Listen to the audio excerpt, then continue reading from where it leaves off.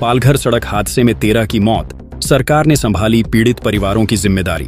पालघर जिले के धानीवरी क्षेत्र में हुए दर्दनाक सड़क हादसे ने पूरे इलाके को झकझोर कर रख दिया है। इस हादसे में 13 लोगों की मौत हो गई, जबकि 17 लोग गंभीर रूप से घायल हैं। सभी मृतक और घायल आदिवासी समाज से जुड़े बताए जा रहे हैं।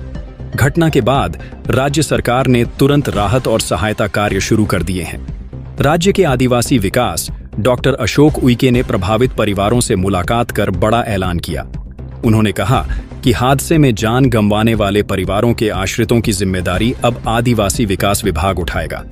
साथ ही घायलों के इलाज का पूरा खर्च भी सरकार वहन करेगी। जानकारी के अनुसार बापू गांव और लाखातपाड़ा क्षेत्र के कई परिवार एक सगाई समारोह में शामिल होने के लिए आयशर वाहन से जा रहे थे। इसी दौरान धानीवरी क्षेत्र में वाहन भीषण हादसे का शिकार हो गया। दुर्घटना इतनी गंभीर थी कि कई लोगों की मौके पर ही मौत हो गई, जबकि कुछ घायलों ने अस्पताल में दम तोड़ दिया। घटना के बाद पूरे क्षेत्र में शोक का माहौल है। घायल 17 लोगों का अस्पताल में इलाज जारी है और डॉक्टरों की टीम लगातार निगरानी कर रही है। प्रशासन ने अस्पतालों को हर जरूरी सुविधा उपलब्ध कराने के निर्देश दिए हैं।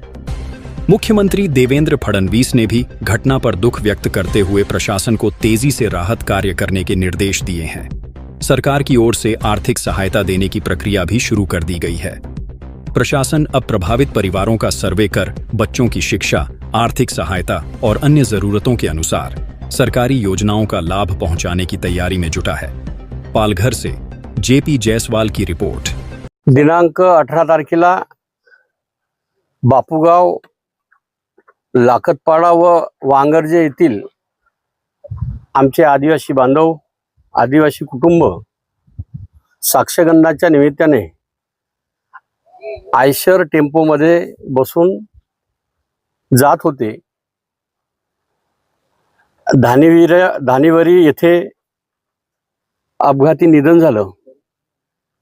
अतिशय गंभीर आहे, दुर्दैवी बाब आहे। त्यामध्ये एकूण 13 व्यक्ती मृत्यू पावलेले आहे। बापूगाव व लाखतपाडा येथील 12 और वांगर्जे येथील 1 असे एकूण 13 व्यक्तीचं निधन झालेलं आहे। आणि वेदांत हॉस्पिटल येथे 17 कुटुंब भरती आहे।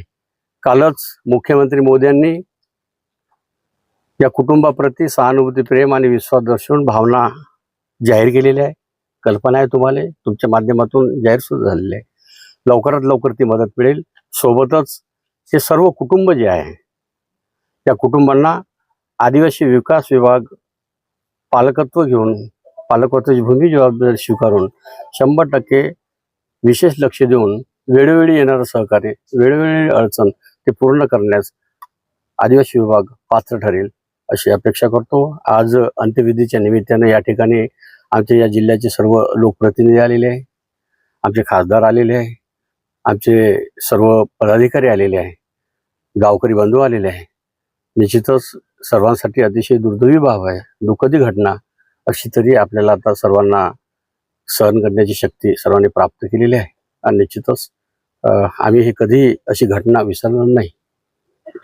सर, शासनाकडून 5 लाख रुपयांची मदत जाहीर करण्यात आली, मात्र स्थानिक आमदार विनोद निकोले त्यांनी सांगितलं की अनेक जण हे कुटुंब प्रमुख आहेत, त्याच्यामुळे ही मदत जी आहे ती वाढवावी अशी मागणी त्यांनी केली। याबाबत काय?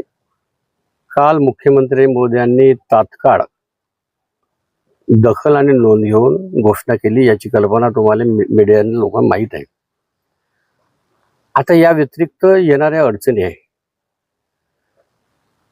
दवाखान्यात भरती असलेल्या सर्व कुटुंबांचा उपचार जो आहे 100% शासनाच्या माध्यमातून करणार आहोत आम्ही। औषध असो, कुठलं ऑपरेशन असो, 100% शासन करेल।